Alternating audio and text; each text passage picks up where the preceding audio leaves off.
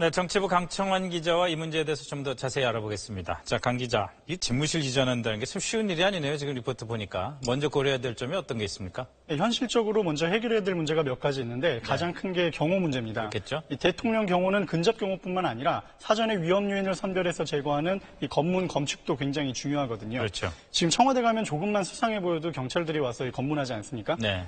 그런데 시민들이 요구하는 광화문 광장 바로 옆에 대통령 집무실이 위치하면 경호에는 어려움이 따를 수는 있죠. 네. 여기다가 이와 관련해서 이 주변에 교통체증이 좀 늘어나지 않을까 하는 우려도 있고요.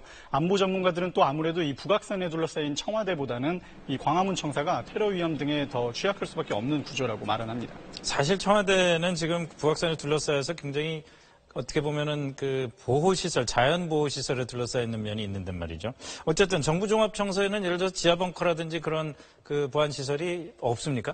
물론 정부종합청사에도 지하벙커 같은 경호시설은 갖춰져 있습니다. 네. 하지만 당연한 얘기겠지만 지금 청와대에 비해선 상대적으로 규모나 시설면에서 취약하다는 게 전문가들 얘기입니다. 네. 물론 새로 만들고 뭐 옮기면 되겠지만 그만큼 이 비용과 시간은 감수해야겠죠. 과거 대통령들도 이제 이런 약속들을 몇 번 했던 걸로 내 기억을 하는데 그럼에도 불구하고 이제 이런 문제들 때문에 실현이 잘 안 됐던 건데 문재인 대통령의 의지는 과거 대통령들에 비해서 훨씬 강한 것 같아요. 네, 그렇습니다. 만만치 않다는 말씀을 드린 거지 뭐 안 된다는 건 아니고요. 네. 문재인 대통령이 지난해부터 계속 얘기했고 사실 지난 대선에도 약속을 했습니다. 네. 의지가 워낙 확고하기 때문에 이 시간이 걸리더라도 이전은 뭐 시간 문제로 보입니다. 영국이나 이 독일 같은 경우도 도심 한가운데 이 총리 집무실을 두고 그렇죠. 있고요. 이 문 대통령이 경호실장 인선 배경으로 광화문 대통령 시대를 뒷받침해 줄 분이라고 말한 것도 같은 맥락으로 보입니다. 현재 이 앞서 보도해드린 대로 광화문 대통령 기획위원회는 올해 안에 계획 다 세우고 내년에 예산 확보해서 2019년에는 이전 완료한다고 말하고 있습니다.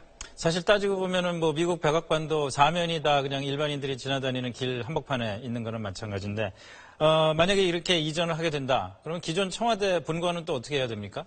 박물관과 공원을 지어서 이 시민 휴식 공간으로 탈바꿈시킨다고 했습니다. 네. 남북으로는 광화문과 북악산을 잇고 동서로는 이 서촌과 종묘를 이어서 서울 역사문화 벨트를 만든다고 했는데요. 네. 이 구상대로만 된다면 시민들 입장에서는 참 반가운 일일 것 같습니다.